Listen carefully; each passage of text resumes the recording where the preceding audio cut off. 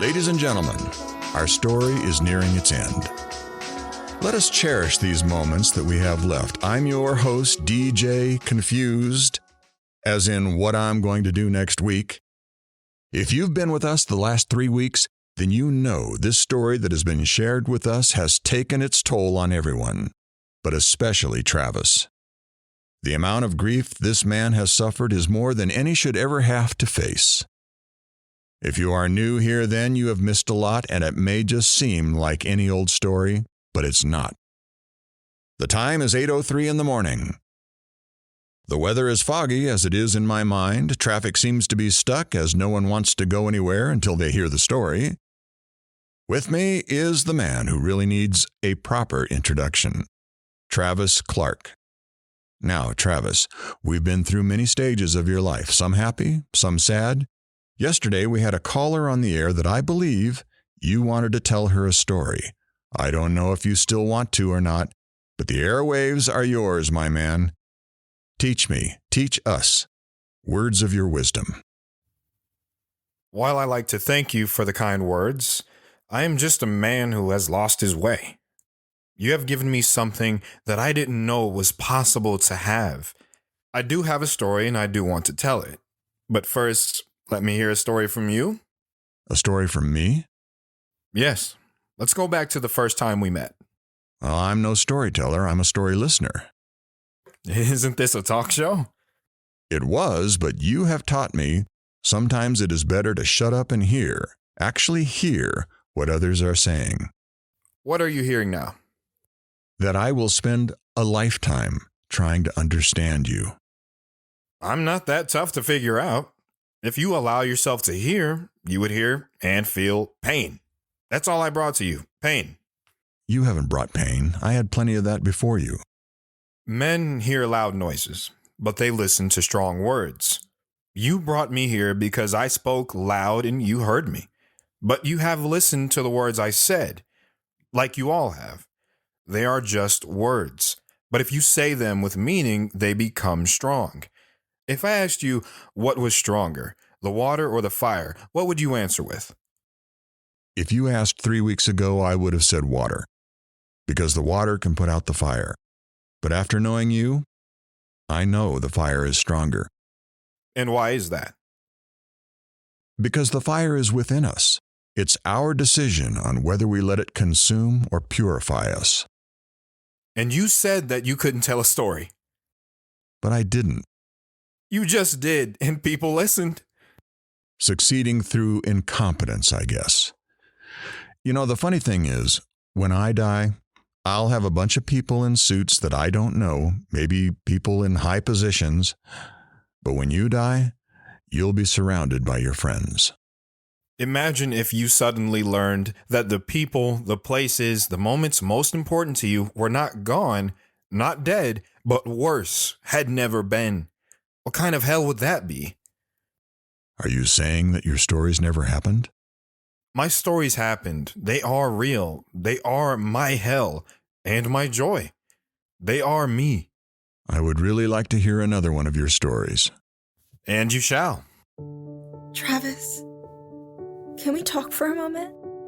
Sure, what's going on? I lost my keys yesterday. I had to get a ride to work. Really? I was getting dinner ready and I just found them in the freezer. I don't get it. Is that a joke? Are we having frozen kiwi for dinner? It's not a joke. I'm just losing my mind. Losing your mind? Honey, what's wrong? I don't know. Work is busy, moving into a new house, being pregnant. Life is just really busy right now. Becky, I told you that I would... Wait, did you just say that you're pregnant? Travis, we're about to have a family. Are you sure? I went to the doctor's office last week. You knew for a week and you haven't told me? I wanted to be sure. Sure of what? Sure that I wanted to be a mother. Becky, what are you saying? I know we talked about it, but it's different now that it's real.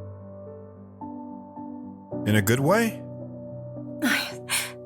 Sorry, in a really good way. Do you know what sex it is? It's too early to tell right now. What do you want it to be? I want it to be, Becky. I want it to be you. I don't follow. You mean a boy? No, boy or girl doesn't matter. I just want to be able to look at our child and see you. You look better than me. Silly. I mean, I just... Never mind. Becky, say it.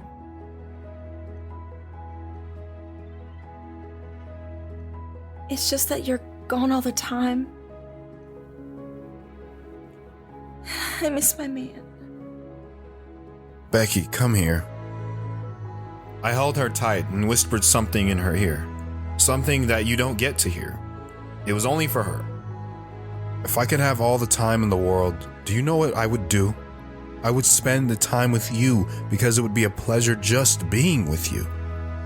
We embraced and dinner was never made that night. We laughed and thought about names, colors for the walls, how the child would grow, schools.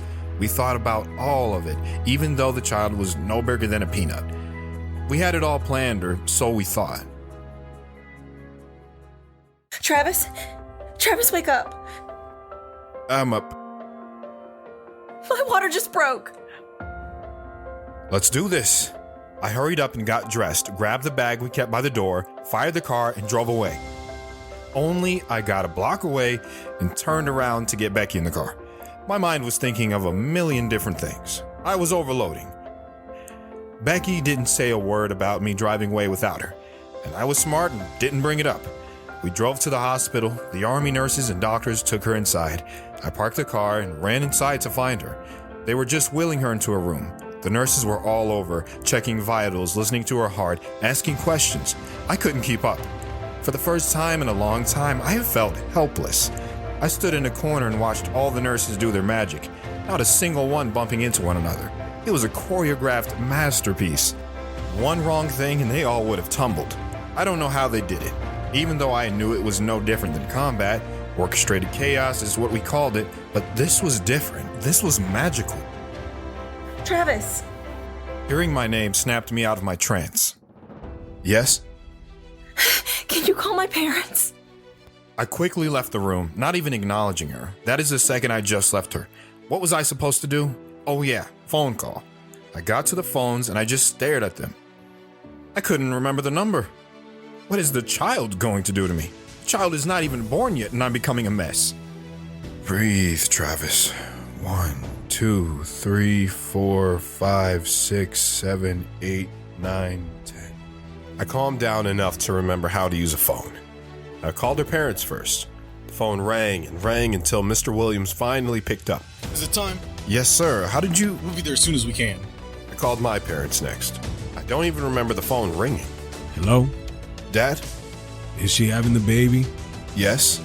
I will be there as soon as I can. How everyone had handled this better than me? I'll never know. I slowly walked back to the room. I was scared. Was I going to be a good father? I opened the door and the doctor was there. I don't remember what happened next, but in a moment I saw the second most beautiful thing in my world. It was a baby girl, with a set of lungs on her too. But as soon as Becky held her, the noise stopped. Travis. Come here. Say hello to your daughter. I walked around the gurney and knelt beside my wife and child. I put my hand on her, then grabbed her hand with my finger. What do we name her? What do you like? Kelly. I think she is a Kelly.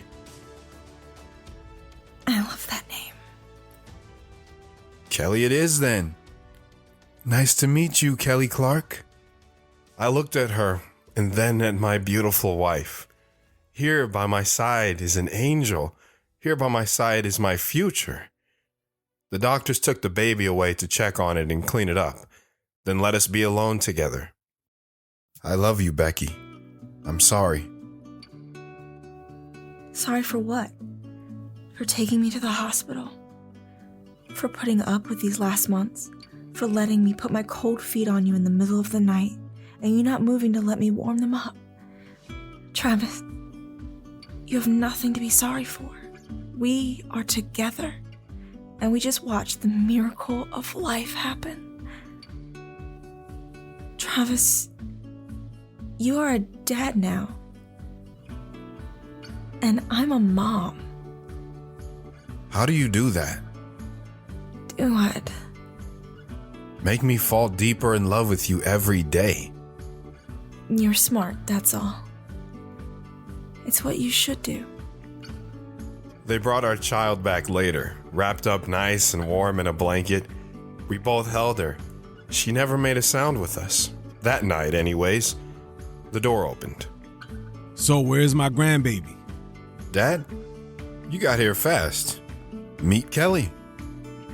Hello, Kelly. I'm your grandpa. You could have came in the morning. What? We're not letting your parents be the first to see my granddaughter. I get to spoil it first. We laughed and talked into the morning. I knew Becky was tired, and so was I.